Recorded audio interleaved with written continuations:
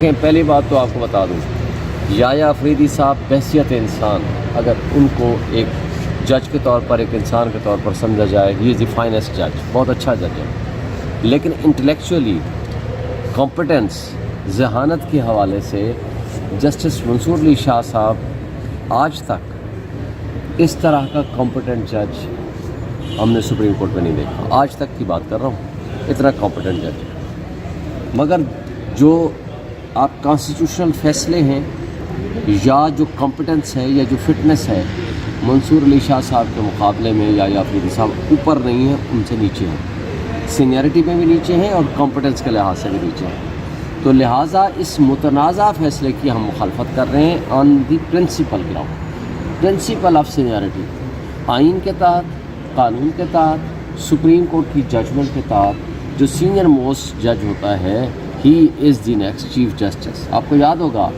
96 میں Peoples party کے زمانے میں انہوں نے اپنے 20 ورکرز کو ہائی کورٹ کا جج بنا دیا تھا. یہاں الجہاد ٹرسٹ کا فیصلہ آیا، PLT 96 سپریم کورٹ، اس کے اندر یہ فیصلہ ہوا کہ آزاد عدلیہ کے اوپر یہ حملہ تصور ہوگا، لہٰذا چیف جسٹس سے میننگ فل کنسلٹیشن ہونی چاہیے اور کمپٹنٹ ججز لگنے چاہیے، یہ پولیٹیکل پارٹیز کا یہ افیلیشن والے لوگ نہیں لگنے چاہیے. پھر انہوں نے پیپلز پارٹی نے ہی پھر یہ ایک بے ایمانی کی تھی، جو چوتھے نمبر پہ سینئرٹی پہ تھا سجاد علی شاہ، اس کو اٹھا کر کے چیف جسٹس بنا دیا تھا.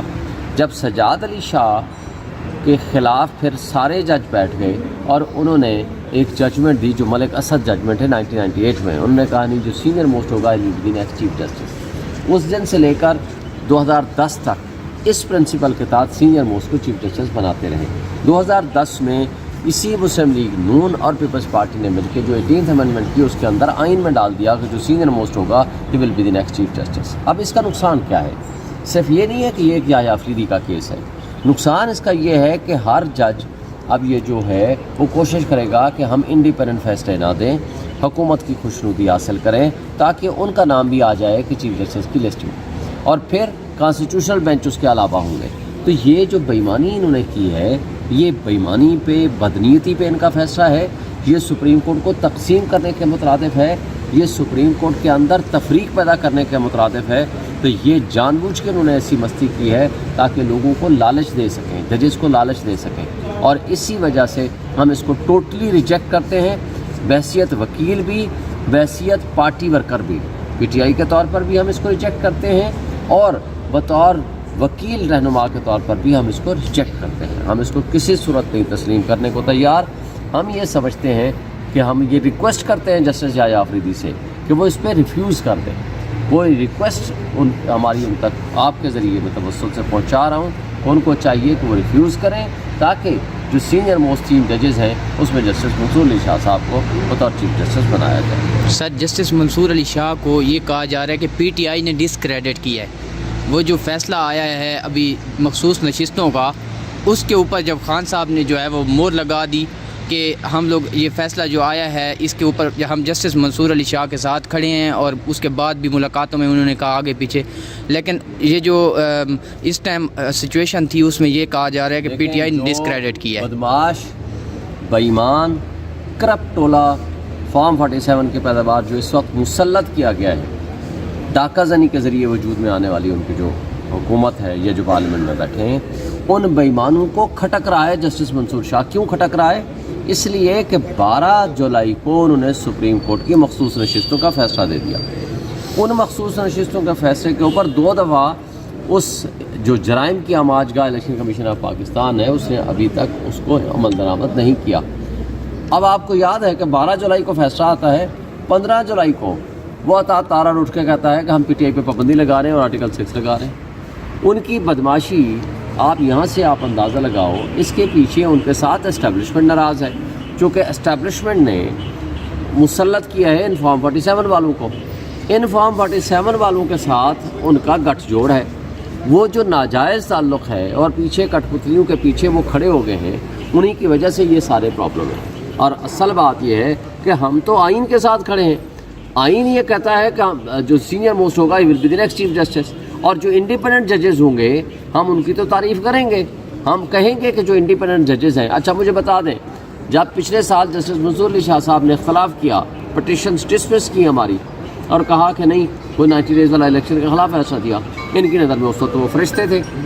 جب اس کے علاوہ جو سارے پریکٹس اینڈ پروسیجر ایکٹ میں انہوں نے فیصلہ دیا، اس وقت بھی ان کی نظر میں فرشتے تھے. آج کیوں غلط ہو گئے؟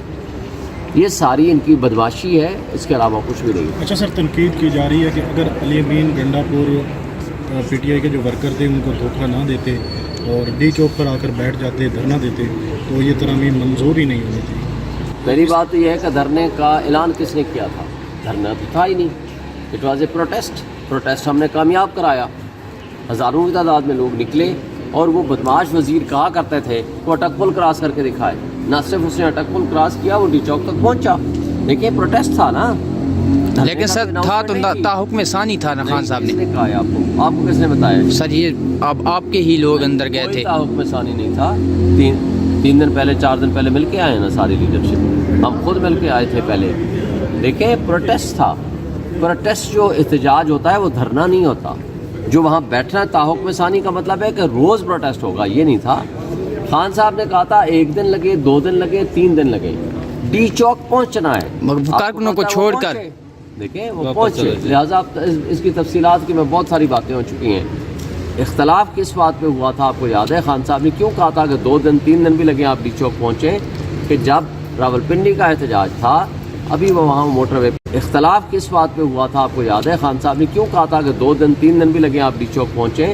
کہ جب راولپنڈی کا احتجاج تھا، ابھی وہ وہاں موٹر وے پہ پہنچے تھے، بیچ میں سے احتجاج کی کال آف ہو گئی تھی. احتجاج کی کال ختم کر دی گئی تھی 8 بجے کے قریب یا 9 بجے کے قریب، جو بھی ٹائم تھا.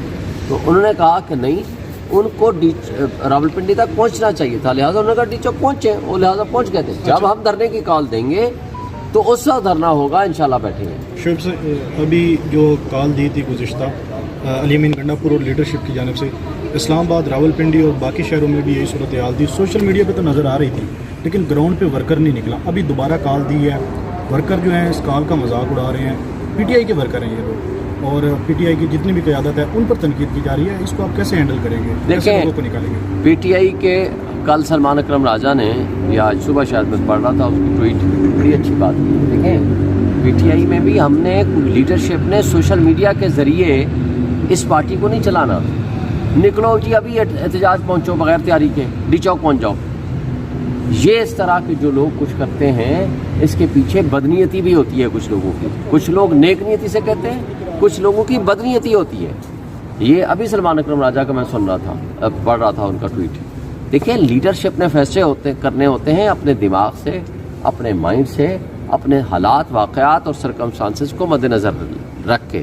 اگر لیڈرشپ کے فیصلے سوشل میڈیا کے ذریعے ہونے لگ جائیں تو پھر وہ لیڈرشپ کو تو پھر بیٹھنے کی ضرورت نہیں ہے. ہم پول کرا لیا کریں گے سوشل میڈیا کے ذریعے، جس کی جتنے زیادہ فالوئنگ ہو جائے گی اس کے ذریعے اس کے مطابق عمران خان تو سر ہمیشہ سوشل میڈیا کی ہم ریسپیکٹ کرتے ہیں. سنیں، اہمیت دیتے ہیں. ایک ہے سوشل میڈیا ہے عوامی رائے، ایک ہے فیصلہ سازی کا اختیار. فیصلہ سازی کا اختیار ہمیشہ لیڈرشپ کے پاس ہوا کرتا ہے، اور لیڈرشپ نے ہی فیصلے کرنے ہیں اور ان کے مطابق ہی آگے لے کے چلنا ہے. جہاں تک اس بات کا تعلق ہے کہ جو ہماری اسٹرینتھ ہے وہ سوشل میڈیا ہے، ہم اس کی بے انتہا قدر کرتے ہیں. ہمارا پیغام کس نے پہنچایا؟ سوشل میڈیا نے پہنچایا. لیکن اس کا یہ مطلب نہیں ہے کہ ہم فیصلے بھی سوشل میڈیا کے مطابق کرنے لگ جائیں. عوامی رائے دینا، اپنی اوپینین دینا، یہ ان کا حق ہے. نیکسٹ سر، سپریم کورٹ پہنچنا ہے.